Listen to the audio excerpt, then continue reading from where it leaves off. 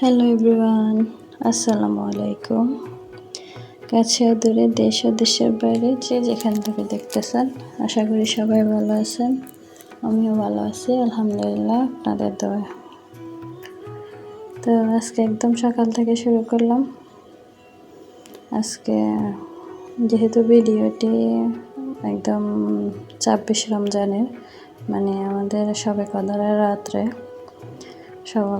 রাত্রে আমরা সবাই পিঠা তৈরি করি। এই পিঠাগুলো মানে একটা ঐতিহ্যবাহী ট্র্যাডিশনাল পিঠা বলা হয়, যেটা সবসময় এই পিঠাগুলো সবাই মা খালা চাচি মামি সবাইকে বানাইতে দেখছি। এখন শ্বশুর বাড়িতে আসছি, আমার শাশুড়িও দেখি প্রতি বছর এই পিঠাগুলো বানানোর কথা বলে বানায়।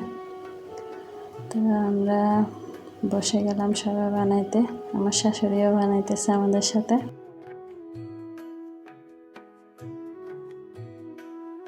আজকে খুব বেশি কাজ শেয়ার করব না, অল্প টুকটাক কাজ যেগুলো একটু একটু করে শেয়ার করতেছি। এখানে আমরা বিকালবেলা রান্নাও বসায় দিলাম, রান্না করতেছি। প্রতিদিনের মতো রান্না বান্নার কাজগুলো তো সেরে ফেলতে হবে, আবার ইফতারি আছে।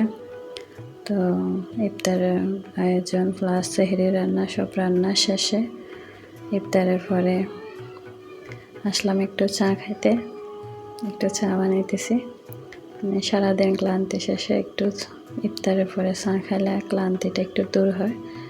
অনেক দিন ধরে মাথাও ব্যথা করতেছে, মাথা ব্যথা করলে চাটা খাইলে একটু ভালো লাগে।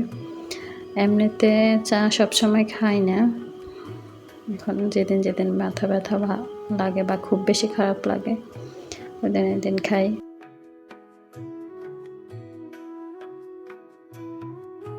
যেহেতু আজকে রাত্রে নামাজ, অনেকক্ষণ জেগে থাকবো ইনশাল্লাহ, তো সেই জন্য চাটা মাস্ট লাগবেই।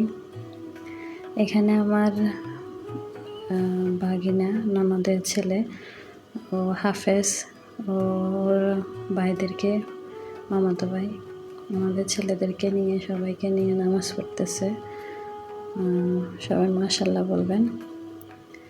ও হাফেজই শেষ করেছে, তো ঈদের ছুটিতে আসছে, এখন সবাইকে নিয়ে নামাজ পড়তেছে। বাইরে ওর পিছনে নামাজ পড়তেছে।